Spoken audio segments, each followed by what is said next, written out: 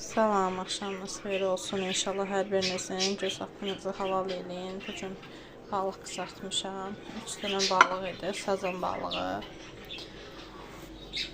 Üstündən günorta yeyilmişdi. Düzdür, bir 4 tikə, 5 tikə.